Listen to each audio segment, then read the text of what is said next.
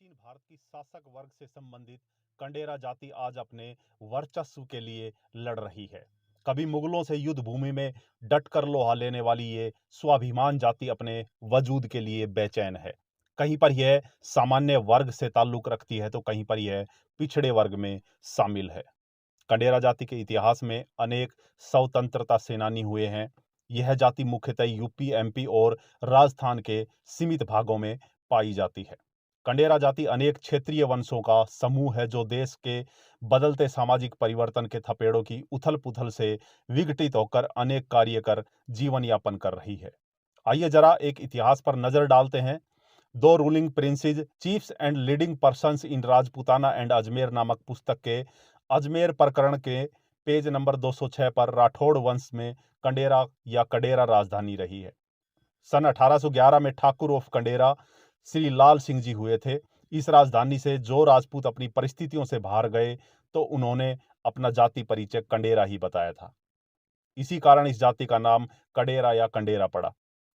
इसकी उत्पत्ति के बारे में अनेक लेखकों के अलग अलग मत हैं, लेकिन इतना तो सत्य है कि सभी लेखक एक मत से यह स्वीकार करते हैं कि यह क्षत्रिय जाति है। इस जाति के गोत्र, रीति रिवाज और जगहों की पोथियों पर यह सिद्ध होता है कि यह क्षत्रिय जाति है।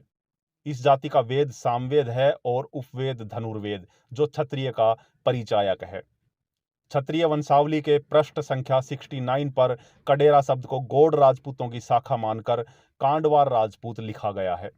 इसी प्रकार पंडित ज्वाला प्रसाद जी द्वारा रचित पुस्तक मिश्रित जाति भास्कर के पृष्ठ 488 में कडेरा लिखा है, जिसका संबंध मल्लाह क्षत्रिय जाति से बताया गया है।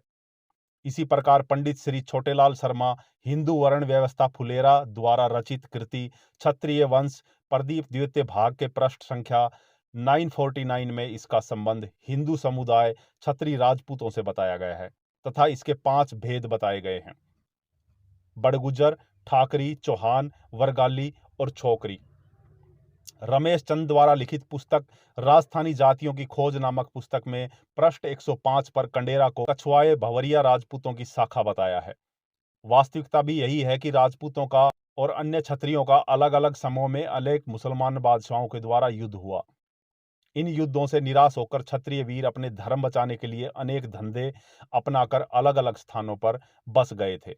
सभी क्षत्रिय अनेक गोत्रों के थे। इन क्षत्रिय वीरों की निराशा का कारण हिंदू राजाओं की भोग विलासता वाला जीवन, आपसी फूट तथा मुसलमानों की अधीनता स्वीकार कर लेना, उनसे वैवाहिक संबंध जोड़ लेना तथा सैन्य सहायता पहुंचाना आदि कारण थे।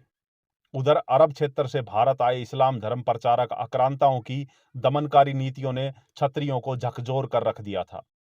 अब यह युद्ध नहीं करना चाहते थे। जीवन निर्वाह हेतु वह छोटी छोटी टोलियों में बट गए थे। जिसने जो कार्य कर लिया वह उसी कार्य के आधार पर उसी जाति में बना रह गया।